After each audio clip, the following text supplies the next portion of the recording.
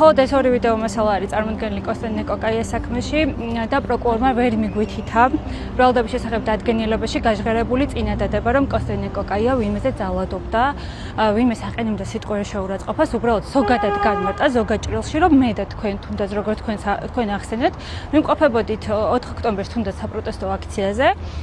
ეს ნიშნავს იმას, რომ ჩვენ თითქოს ჯგუფურ ძალადობაში ამით მივიღეთ მონაწილეობა. დაახლოებით ესეთი განმარტება გააკეთა პროკურორმა ამასთან დაკავშირებით. რა თქმა უნდა, სიცხესამართლის კოდექსი ინდივიდუალიზაციის პრინციპზე დგას, რაც ნიშნავს იმას, რომ ყოველი ბრალდებულის მიერ კონკრეტულად უნდა იყოს განმარტებული და მით უმეტეს, ანუ როდესაც ჩვენ ბრალდების დადგენილებას ვსაუბრობთ, პროკურორი ვალდებულია, რომ ბრალდების დადგენილებაში მითითებული თითეული სიტყვა დაადასტუროს მტკიცებულებით. ეს დღევანდელ სასამართლო პროცესზე პროკურატურამ ვერ შეძლო.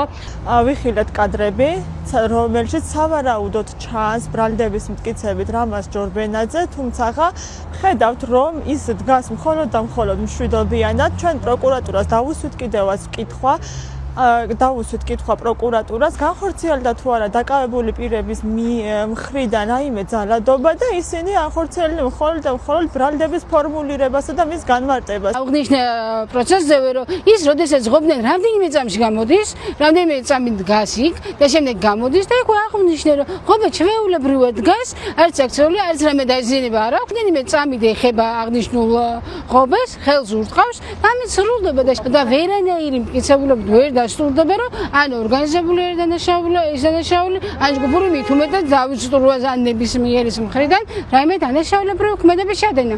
ზოგიერთი ბრალდებულის მიმართ არსებობს ვიდეო ჩანაწერი, რომელშიც ჩანს, რომ იგი ეზოში შესული არ არის. თუმცა ეს ბრალდებულები დგანან ეზოსთან, ღობესთან, ზოგიერთი მათგანი ცდილობს, რომ დააზიანოს ღობე, ზოგიერთი მათგანი ცდილობს, რომ და ასევე ისვრის გარკვეულ საგნებს იქ მყოფი პოლიციელების მიმართულებით.